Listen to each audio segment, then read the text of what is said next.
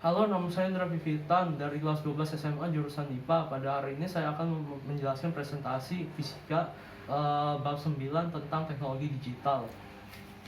Di bagian A, penyimpanan data. Pengertian teknologi adalah proses penciptaan alat untuk memudahkan segala urusan manusia.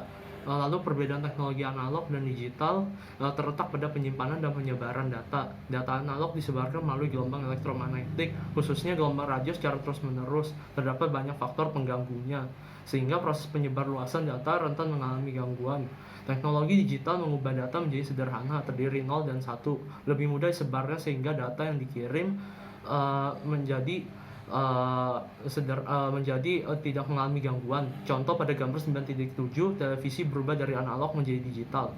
Siaran televisi analog dipengaruhi cuaca, letak bangunan, dan penyebab lainnya sehingga suara dan gambar dihasilkan tidak jernih dan tidak konstan. Siaran digital memiliki kualitas suara dan gambar lebih bagus karena datanya tidak mengalami gangguan saat dikirim ke televisi penerima, serta menghasilkan penghematan dalam hal lebar sinyal siaran, memungkinkan lebih banyak saluran televisi yang bisa ditonton. Pada gambar 9.8, set-top box adalah alat untuk mengubah siaran analog menjadi digital. Jadi manfaat perkembangan teknologi dalam kehidupan sehari-hari mempengaruhi gaya hidup manusia untuk memudahkan urusan manusia. Di bagian B, transmisi data. Transmisi data adalah proses pengiriman data dari sumber atau pengirim ke penerima. Transmisi data ditentukan media transmisi dan mutu sinyal yang ditransmisikan. Media transmisi data terbagi dua, yaitu jenis guided dan unguided. Pada jenis guided, gelombang dikendalikan melalui media fisik, misal kabel digunakan dalam proses transmisi data. Di antaranya, pada gambar 9.10, kabel pilin untuk transmisi data melalui jaringan komputer seperti di kantor. Pada gambar 9.31, kabel pasangan berpilin terdapat beberapa kawat dalam satu bundel untuk melakukan transmisi data. Pada gambar 9.11, kabel koaksial terdiri dua jenis konduktor dipisahkan menggunakan isolator. Dan pada gambar 9.12, kabel rad optik mengirim informasi dengan menghantar informasi atau data menggunakan gelombang cahaya. Pada jenis unguided, mentransmisi gelombang elektromagnetik tapi tidak mengendalikannya. Contoh pada gambar 9.13, Wi-Fi mentransmisi data dan tidak dijadikan pemandu. Transmisi data dilakukan menggunakan antena. Kemudian media penyimpan data adalah benda memungkinkan data tersimpan dalam jumlah besar di dalamnya. Media penyimpanan data diantaranya pada gambar 9.15, punch card menyimpan data menggunakan kertas untuk menyimpan pola digunakan pada kain. Pada gambar 9.16, punch tape menampilkan satu karakter tiap baris tape dapat menyimpan beberapa data. Pada gambar 9.17, Selectron tube menyimpan data sebagai awal format memori komputer, dan Selectron tube terbesar berukuran 10 inci. Pada gambar 9.18, roll magnetic tape menyimpan data setara 10.000 punch card.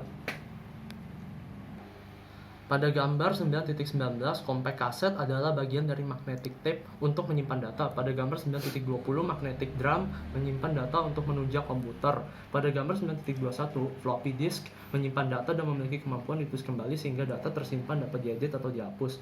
Pada gambar 9.22, zip disk adalah penyempurnaan dari floppy disk, memungkinkan menyimpan file grafik dan multimedia. Pada gambar 9.23, flash disk memungkinkan menyimpan file grafik dan multimedia.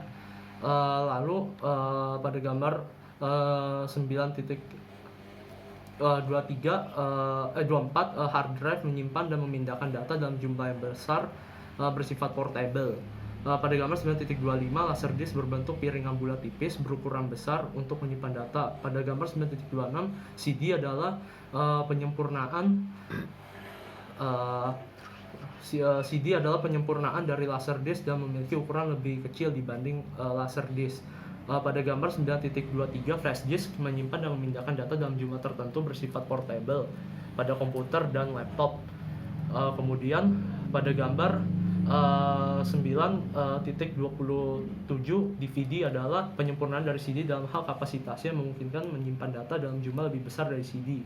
Pada gambar 9.28, Blu-ray adalah format berupa piringan untuk menyimpan data dan video menggunakan laser blue violet untuk proses baca tulis sehingga lebih unggul dari CD dan DVD dalam hal kapasitas penyimpanan datanya.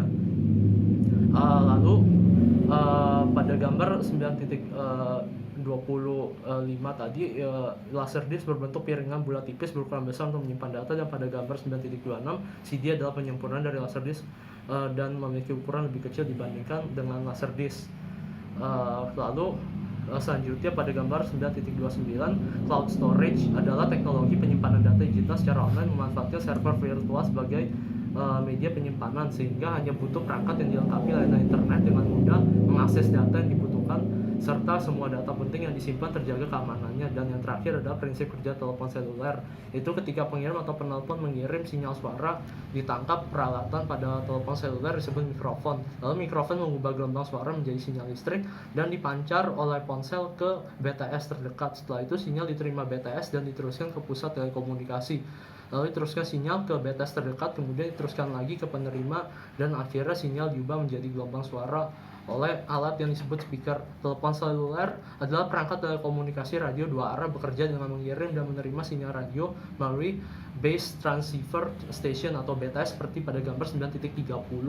Ada dua jaringan telepon nirkabel, yaitu sistem GSM dan CDMA. GSM berprinsip mengirim paket data berdasarkan waktu dalam satu saluran yang sama untuk berkomunikasi. Tiap pengguna tidak diizinkan mengakses hal yang sama dalam waktu bersamaan. GSM tidak mengizinkan pengguna ponsel lain mengakses hal sama. Jika terjadi, biasanya mendengar nada sibuk dari panggilan keluar. Kelebihan GSM adalah menjamin penggunanya mendapat layanan komunikasi stabil. CDMA adalah teknologi komunikasi silang atau bocor. Sistem jaringan CDMA pada satu saluran dan waktu sama, pengguna saling berkomunikasi. Jika jaringan terlalu penuh, maka yang terjadi adalah penyusutan jangkauan membuat kualitas suara menjadi kurang maksimal. Itu saja hal-hal dari presentasi yang dapat saya sampaikan. Jika ada kekurangan suatu apapun, mohon dimaafkan. Terima kasih banyak.